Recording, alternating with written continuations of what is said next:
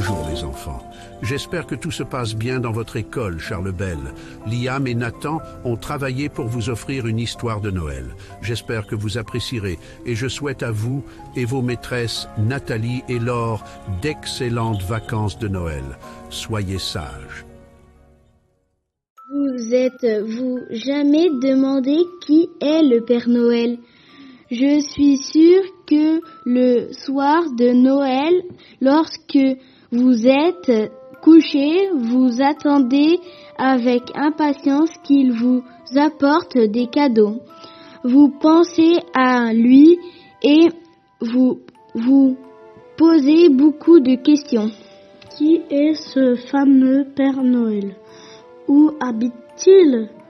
Comment est-il vraiment ? Comment parvient-il à se poser sur un toit et comment peut-il descendre dans une cheminée avec son énorme sac sur le dos ? Comment fait-il pour déposer des cadeaux dans les maisons qui n'ont pas de cheminée ? Personne ne connaît vraiment la réponse à toutes ces questions. Le Père Noël n'aurait rien d'extraordinaire si on savait tout de lui. D'ailleurs, le Père Noël est un peu magicien et la magie, ça ne s'explique pas. Mais je vais vous dire tout ce que je sais sur lui. Comment il vit et comment il prépare les cadeaux des enfants. Vous savez déjà à quoi ressemble le Père Noël ? Il est gros et gras, avec un visage rouge et souriant, des yeux brillants et un air très gentil. Il a une grande moustache et une longue barbe blanche. Il porte un manteau, un pantalon et un bonnet de velours rouge bordé de fourrure blanche. Le Père Noël habite à la montagne dans la neige éternelle. Sa maison est perchée au-dessus d'une petite vallée et est bâtie en rondins de sapin coupés par le Père Noël lui-même. C'est une jolie maison avec un toit très pointu afin que la neige puisse glisser facilement lorsqu'elle fond au printemps. À gauche de la maison, il y a une grange où habitent les reines du Père Noël. Et à droite, il y a une autre grange immense. C'est là que le Père Noël fait ses réserves de jouets. Si vous croyez que le Père Noël ne travaille qu'à Noël et qu'il a le temps de s'amuser le reste de l'année, vous vous trompez. Au mois de janvier, lui et ses reines se mettent en vacances. C'est vrai, mais tous les autres mois de l'année, il faut préparer Noël.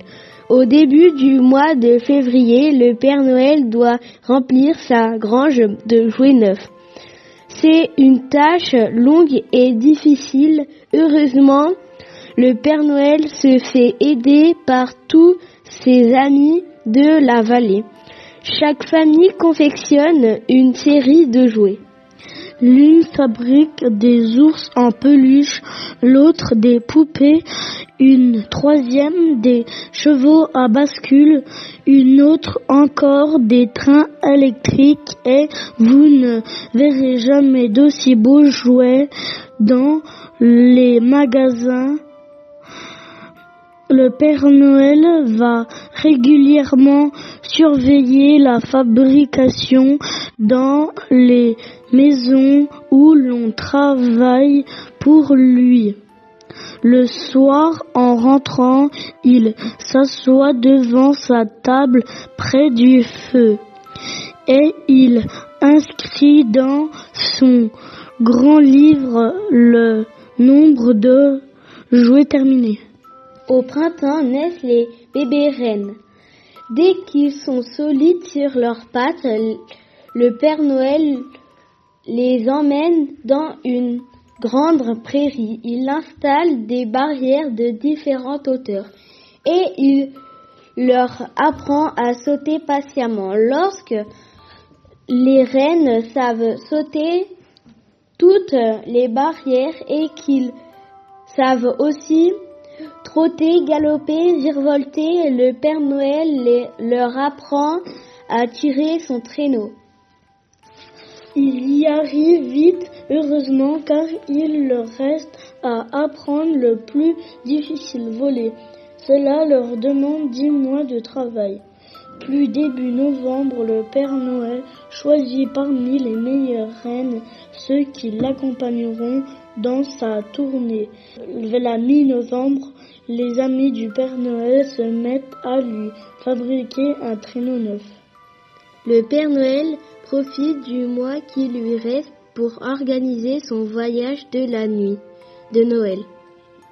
Vous savez qu'il commence sa tournée au coucher du soleil, la veille de Noël, et qu'il ne la termine qu'à l'aube. Toute la nuit, le Père Noël parcourt le monde en distribuant des jouets chez tous les enfants. Je ne peux pas vous dire comment il s'y prend car cela doit rester secret. Son voyage se termine juste à temps pour que les enfants, en s'éveillant, trouvent des cadeaux au pied de leur sapin. Pour eux, c'est le début d'une merveilleuse journée. Et pour le Père Noël, c'est le moment d'aller se coucher. Lui et ses reines rentrent chez eux si fatigués qu'ils dorment toute la journée et toute la nuit suivante. Mais au soir du 26 décembre, ils sont frais et dispos pour fêter Noël à leur tour. Et si par hasard vous passez dans la vallée cette nuit-là, vous verrez cheminer vers la maison du Père Noël les torches lumineuses de tous ceux qui l'ont aidé. Vous verrez la maison illuminée, les grandes tables couvertes de bonnes choses à boire et à manger, et tard dans la nuit, vous entendrez résonner les rires et les chants des habitants de la vallée du Père Noël.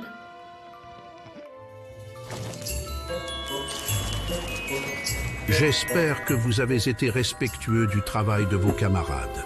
Ils ont fait des efforts et je tenais à les remercier. Tout travail mérite récompense. Alors je file continuer mes cadeaux. À bientôt.